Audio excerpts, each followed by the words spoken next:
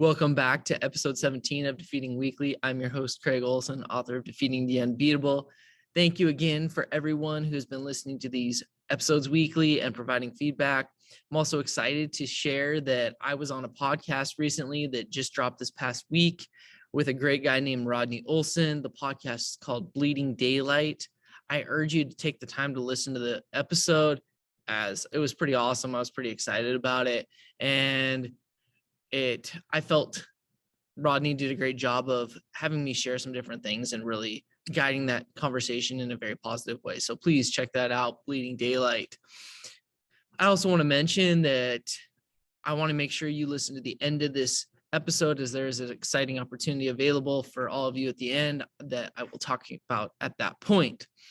This week's topic is on the idea of memories. I felt this idea was valid as we started wrapping up this school year, and many are preparing for graduation of college and high school, or moving up to the high school from middle school. For me, I'm finishing up another year and just had my 8th grade avid students complete letters to their future selves for when they're seniors.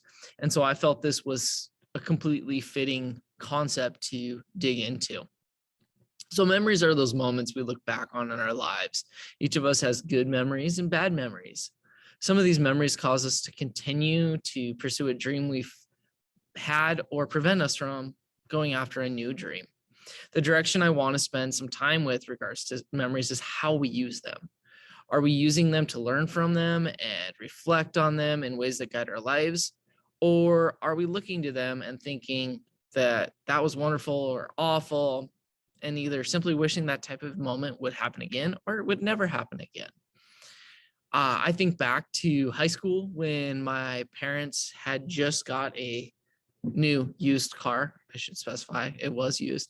And I decided that I wanted to really drive this. I was so excited. And so I took my younger sister with me and we went to go get ice cream from the grocery store. I really didn't need the ice cream. I just wanted to drive the car. And there's a light right in front of the grocery store that we went to that I had to turn at and make a left-hand turn. And as I'm driving there, it's not the best lit intersection. And so I thought I was clear and decided to make that left-hand turn. And as we did that, a guy ran into the back end of the car as he was coming straight through the light as we were hanging a left. This memory is very vivid in my mind, as not only did I ruin that car, but my sister was sitting in the back seat. Luckily, she was not, the car wasn't hit where she was sitting. And so that was beneficial. But to this day, anytime I turn left, I make sure I take that little extra look, just because you never know now as a result of that memory.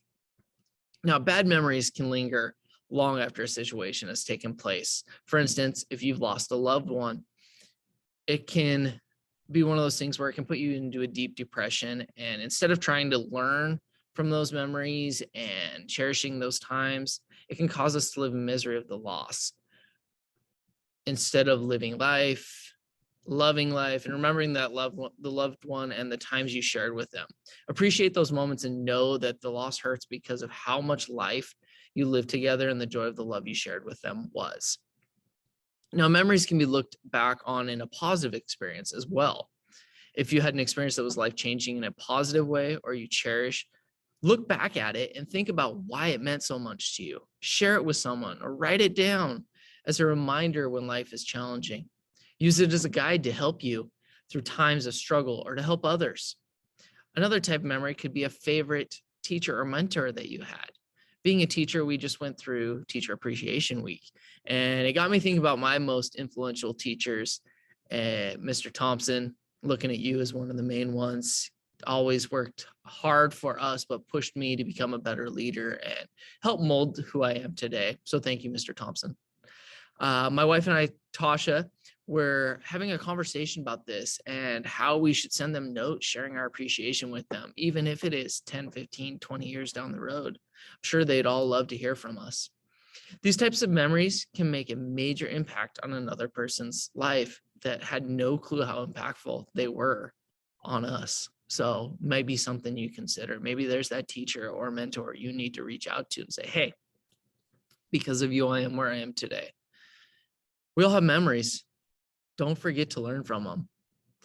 Now, at the beginning of the episode, I teased that there was something I was going to share at the end that I was excited about. So starting today until the end of May, I'm running a sale on my book, Defeating the Unbeatable.